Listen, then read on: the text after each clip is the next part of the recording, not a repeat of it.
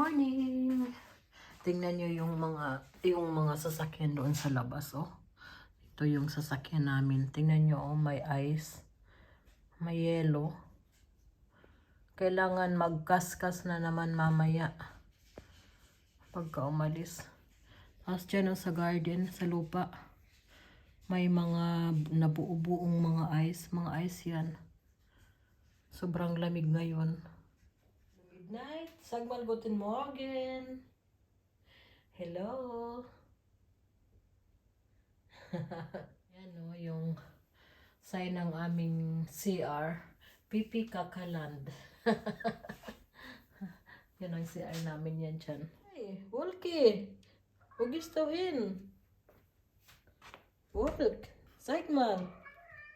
Ja, was möchtest du denn? Was? Du hast doch schon gegessen. Hui. Anong gusto mo? Ha? Wolke? So, ein hübsches Baby.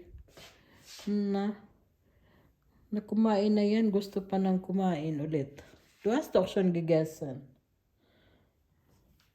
Tingnan natin dito sa kabila. Dito sa garden. Ayan o, mga patay na yung aking mga tanim. Dahil malamig. Ayan. Yung iba, nabubuhay pa yan. Kagaya ng tumyan, rosemary. Nabubuhay yan sila. Tapos, mayroon din akong parsley. Nabubuhay din. Ayan yung aking laurel.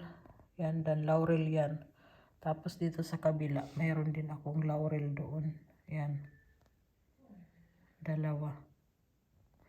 Tingnan nyo, oh, maputi yung nagyelo na yung lupa. Kasi -degree. Tapos doon naman sa mga bahay, tingnan nyo yung mga atip ng kapitbahay namin. Maputi din. Ayan, oh. Yung dalawa kong pusa na sumusunod sa akin. Hindi sila nakontento sa pagkain nilang binigay ko.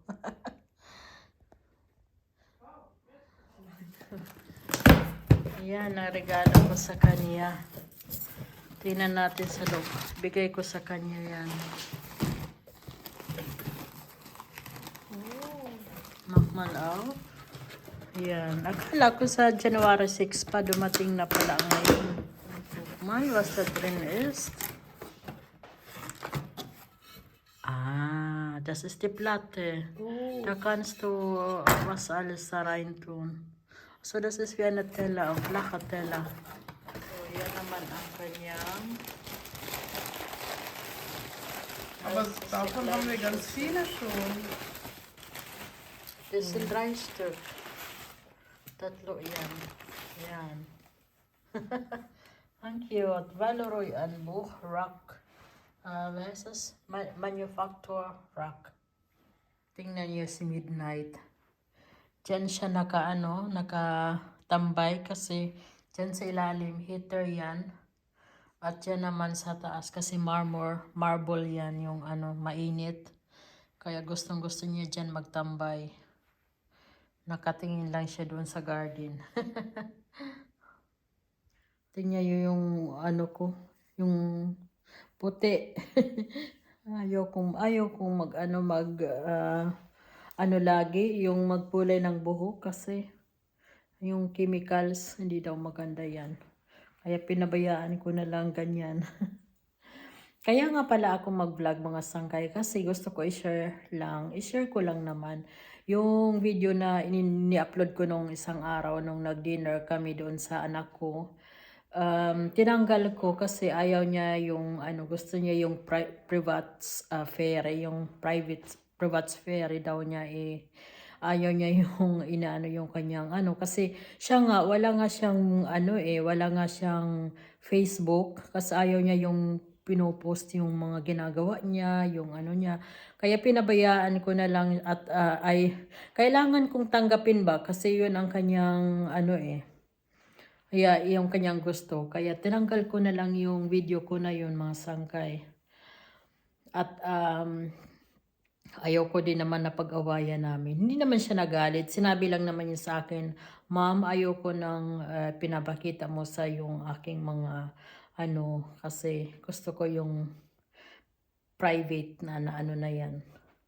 Kasi, yeah, iba siya, iba ako. Ako mahilig kasi ako mag-vlog, kung pinapakita ko sa inyo kung ano mga pinagagawa ko. Kaya magkaiba kami, kahit mag-ina kami, magkaiba yung iniisip namin. So, yan.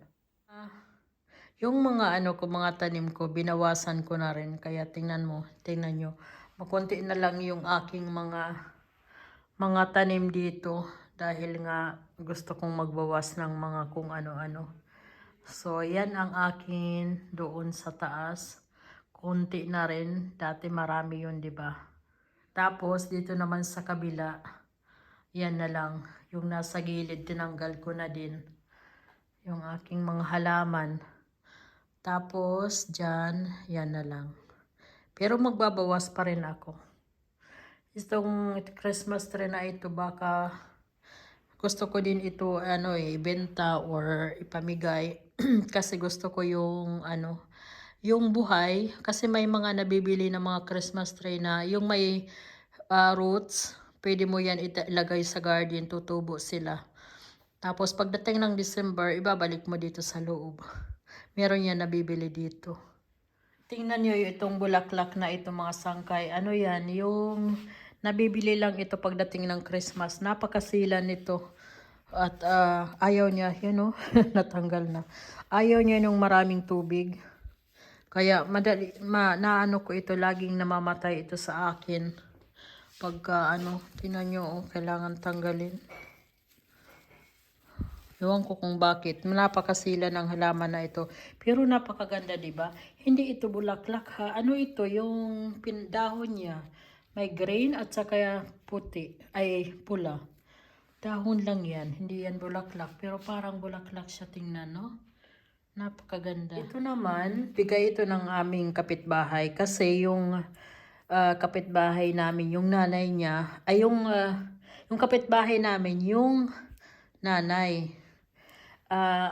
Binigyan kami ng anak niya dahil inilalabas namin yung mga basura nila, yung basura na nasa container. Pagka dumadating yung yung nangunguha ng basura, inilalabas namin. So, binigyan kami ng ganito ng regalo. Ang ganda, di ba? Ayan, no? Iba-ibang yan, iba-ibang mga kulay, ay iba-ibang mga plant. Ito, iba yan. Tingnan nyo, para siyang patay na pero hindi yan siya patay. Buhay yan. Tapos ito yan, green. Tapos sabi niya, pwede ito itanim sa labas kasi pang nabubuhay din ito pagdating sa winter. Ayan, no? Iba-iba. Tapos itong foy. Ang ganda ng kanyang design. At saka ang ganda din ng lagayan. Tapos mayroon din dito para kay Harold. Wine, pero hindi naman siya umiinom ng wine. Kaya, gawin na lang namin decoration na naman. Ang dami na naming stock na ganyan, ng mga wine. So, yan lang po. I-share ko lang. Ang lamig. Nandito kami naglalakad. Madilim, oh. Das dunkel. Naja, es geht nicht. Dito kami naglalakad. Ayan. Andyan sa ilalim, oh. Pakita ko sa inyo. Ayan, oh. Yung kanal. Nandito kami sa yung, yan, oh. Yan ay, ng electricity. Tingnan natin. Akyat ako doon, titingnan ko kung, kung gumagana yun ng electric. Para makita nyo kung paano ako Geld austauschen mit der Firma. Ja. Auf jeden Fall, er hatte sich aufgeregt und alle anderen, oh, ist mir egal.